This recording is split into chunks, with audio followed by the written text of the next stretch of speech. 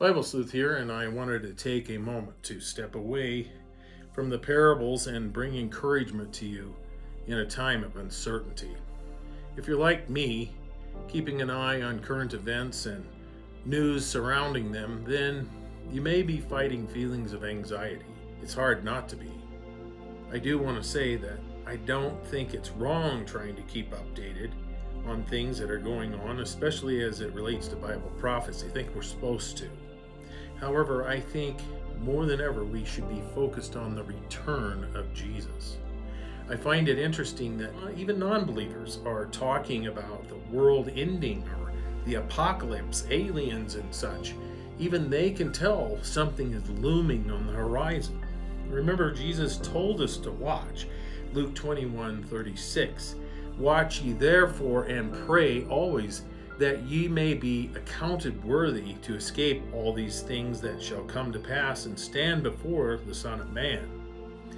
I'm not wanting to criticize those who don't believe in a rapture of the church, saying that the belief is escapist thinking, but how can you argue against it when Jesus said it right there in Luke?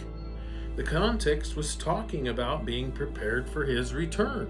The encouragement I bring zeroes in on one point found in this verse 36. Pray always. Jesus tells us to pray always. However, if you're like me, when you try to pray, you may be noticing an increasing difficulty in maintaining this discipline. Here's a question. Why? I think the answer is clearly found in a familiar passage in Ephesians 6. Our struggle is not against flesh and blood, but against the rulers, against the authorities, against the powers of this dark world, and against the spiritual forces of evil of the heavenly realms. So what do we do? First of all, we need to read the whole story. It starts by saying, be strong in the Lord and in his mighty power.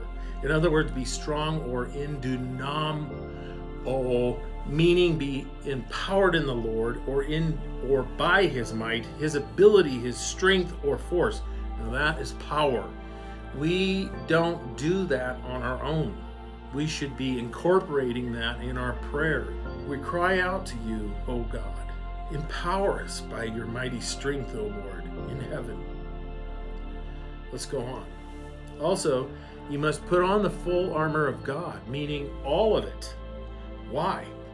So that you can take your stand against the devil's schemes, because false Christs and false prophets will arise and perform great signs and wonders so as to lead astray, even if possible, the elect.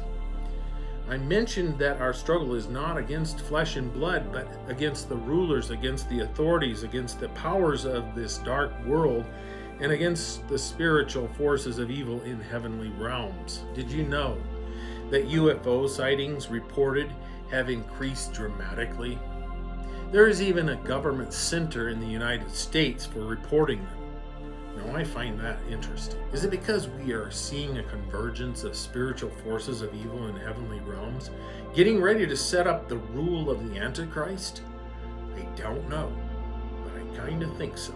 So here's what we need to do. Put on the full armor of God, as it was said. Why?